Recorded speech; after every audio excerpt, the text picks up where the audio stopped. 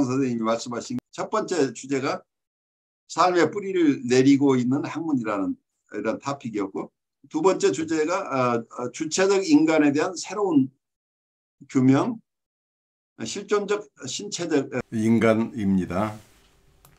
주체적 인간에 대한 새로운 규명, 실존적 신체적 인간. 근대 철학이 가장 확실한 기반인 사유하는 나에서 출발하여 인간 주체를 사유에서부터 규정하면서 인간의 다른 차원을 간과하고 있음을 꿰뚫어 보고 인간의 주체성을 새롭게 규정해야 할 과제로 제시한 것은 분명 하이데거를 비롯한 실존 철학의 공로이다.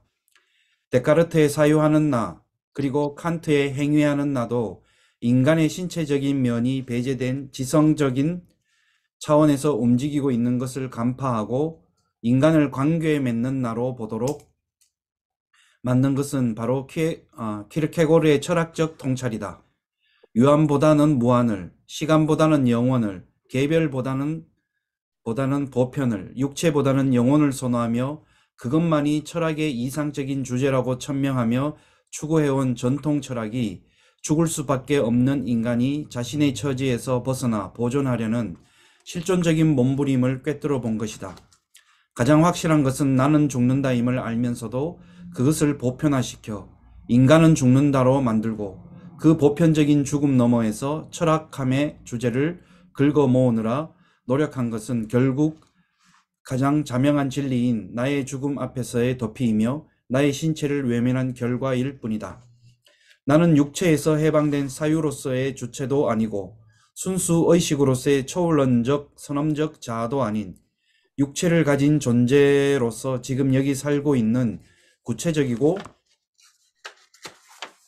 개별적인 바로 나인 것이다.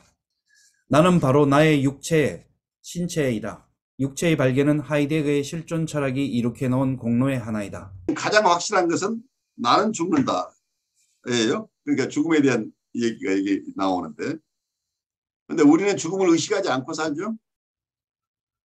죽음이라는 것은 남의 일이, 나하고 상관없는 것으로 이렇게 내가 외면하면서 살고 있는데, 마치 영원한 존재인 것처럼 우리가 살고 있죠. 우리가 제한된 시간만 허용된 각자 한정된 시간을 부여받은 존재로서 나의 죽음은 계속 미룰 수 없는 것이라는 것을 지적으로는 알고 있는데 정서적으로는 전혀 받아들이지 않고 있죠. 우리 장례식에 가서도 돌아가신 분에 대해서 그분을 위한 기도를 하지만 사실은 그 죽음은 나하고 상관이 있는 죽음으로 연결시키는 것이 굉장히 어렵죠. 정신분석 차원에서 우리가 불안에 대한 얘기를 많이 다루는데 이 앵사이티 얘기는 정신분석적인 얘기만 아니에요. 하이데거 얘기 속에 이 불안에 대한 공부를 우리가 앞으로 하게 될 텐데, 이 앵사이티라고 하는 것을 정신분석 쪽에서 프로이드가 봤던 혹은 멜라니 클라인이 봤던 혹은 다른 여러 정신분석가가 봤던 이런 정신분석적인 어프로치는 대부분 두 가지 쪽에서 우리 인간 심리를 다루고 있죠. 하나는 우리가 타고난 것, 또 하나는 환경이지요. 어떤 아이는 굉장히 섬세해서 불안이 많은 아이가 있죠. 그래서 타고날 때부터 너무 섬세해서 불안이 많다고 얘기를 할 수 있고, 또 어떤 분은 자라온 환경이 너무 척박해서 언제든지 버림받을 것 같은 두려움이 있다고 한다면 이 환경에서 오는 불안이 있을 수 있겠죠. 그래서 엄청난 세퍼레이션 앵사이티가 있다고 할 때 이 세퍼레이션 어떤 분리불안을 가진 분들이 얼마든지 있는데, 이 분리불안을 꼭 타고난 것으로 보거나 아니면 환경에서 오는 것으로 볼 것이냐.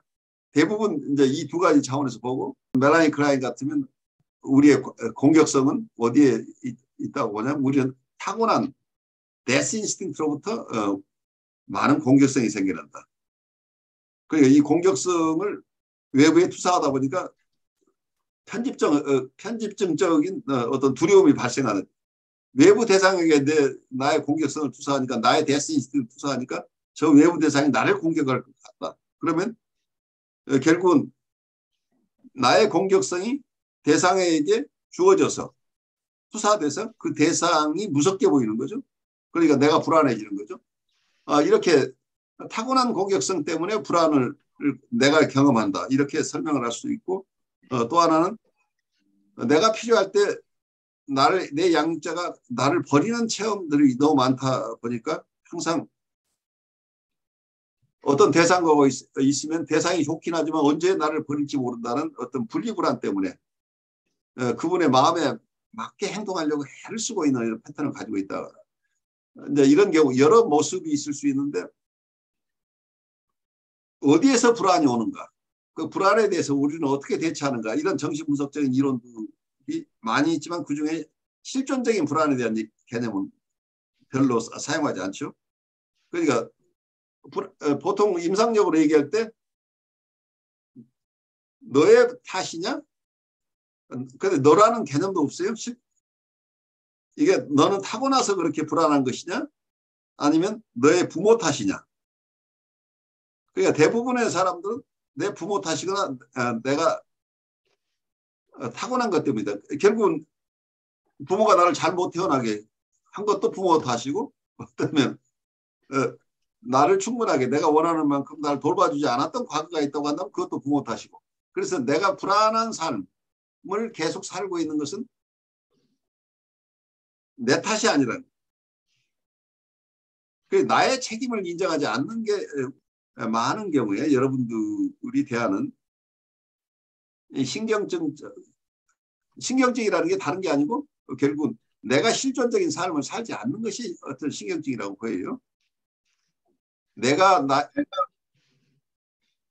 자유의지를 가지고 있고 내가 지금 살아가고 있는 것은 힘들긴 하지만 이게 나의 의식적이고 무의식적인 나의 선택의 결과라는 것을 받아들여야 되는데 그래야 내가 삶을 의미 있게 살아갈 수 있는데 지금까지 내가 살아온 것보다는 더 의미 있는 삶을 살겠다고 하는 이런 태도를 가질 수 있으려면 잘못 태어난 것도 아니고 그 부모가 잘못한 것도 아니고 인간으로 태어나는 한 불가피한 실존적인 불안이 있다는 것까지 우리가 이해해야 된다.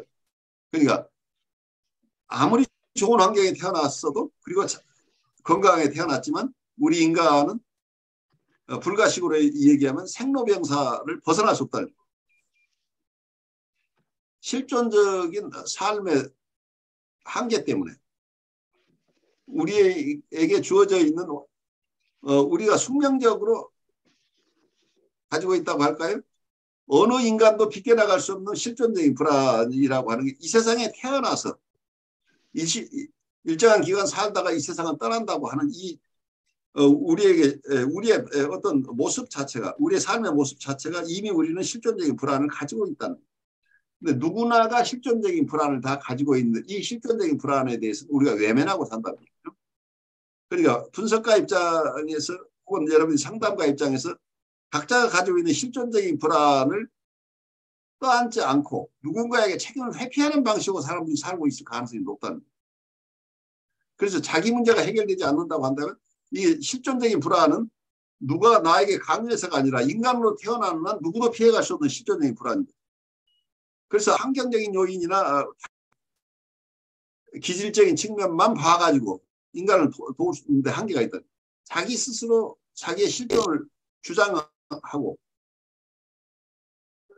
자기 삶은 자기가 선택해서 살아간다고 하는 것. 자기 책임하에서 이 세상을 사는 거고 이 세상에서 어떤 의미 있는 삶을 살 것인가는 결국 자기에게 달려있다고 하는 것을 우리가 수용해야 되는데 이걸 수용하는 과정이 굉장히 힘들다는 얘기죠. 그래서 실존적인 이제 인간이라는 것을 우리가 받아들이는 거가 쉽지 않은 얘기죠. 우리의 실존을 받아들인다는 것은 어떤 우리의 실존적인 불안을 받아들이는 거죠. 우리가 이러한 생로병사를 그걸 있는 그대로 받아들일 수 있는 힘이 있어야 되는 거죠. 그러한 어떤 우리가 가지고 있는 한계를 충분하게 인식하면서 그 안에서 내 삶을 내가 책임지고 살아가고 이 주어진 삶에서 내가 어떤 의미 있는 삶을 살아갈 수 있을 것인가는 고유하게 각자의 책임이라는 것을 우리가 받아들인다는 것이 쉽지 않다는 얘기예요. 그래서 어떤 사람을 돕는다고 할 때 그분이 성장하는 과정에서는 이 실존적인 불안의 문제를 이분 자신이 소화해 나가야 되는데 우리가 이런 부분 실존적인 불안을 모두가 환경적인 것으로 해소해버리거나 아니면 타고난 기질이라고 우리가 말하자면 돕는 사람 입장에서 그런 언더스탠딩만 가지고 있다고 한다면 바르게 돕기 어렵다는 얘기죠.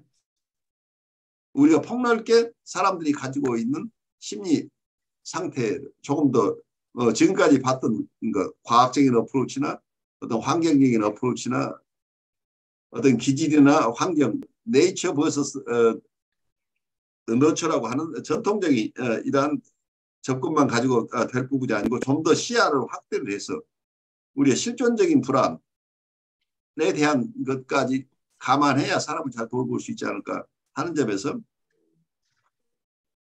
우리 스스로가 가지고 있는 실존적인 불안을 우리가 대면할 힘이 있어야 되는 거죠. 그래야 다른 분이 가지고 있는 실존적인 불안에 대해서 우리가 도움을 줄 수 있는 거죠. 우리가 우리 스스로를 바라보고 내 스스로를 수용하고 힘들지만 내가 이걸 스트럭을 해 나가면서 내 삶 자체를 실존적으로 살아가는 체험이 우리에게 있어야만 다른 이의 실존적인 삶을 도울 수 있을 것이다 하는 생각을 해요.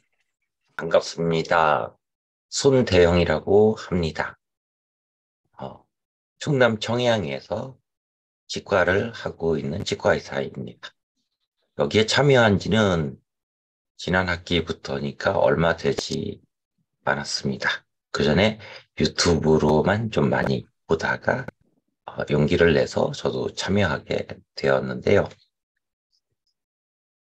사실 제일 좋은 건 따로 공부를 하지 않아도 교수님과 여러 선생님들께서 설명을 많이 해주시니까 그것만 들어도 상당히 도움이 많이 되고 그런 점이 있어서 자꾸 참여를 하게 됩니다.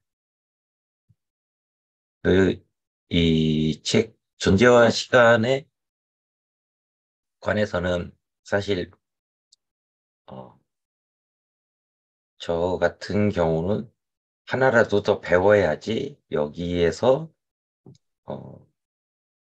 제가 감히 하이데거를 비판한다거나 하이데거는 왜 그랬을까라고 하는 이런 거는 조금 너무 지나친 오버일 거다. 이런 생각을 좀 하고 있습니다. 열심히 들어보도록 하겠습니다. 함은경님은 지금 KTX 기차에서 듣고 계셔서 여러분과 말씀 못 나눈다고 양해를 구했습니다. 우리 함은경 선생님께서 참여하고 계시는 상황을 말씀드렸습니다. 교수님 안녕하세요. 안녕하십니까? 네. 오랜만이에요.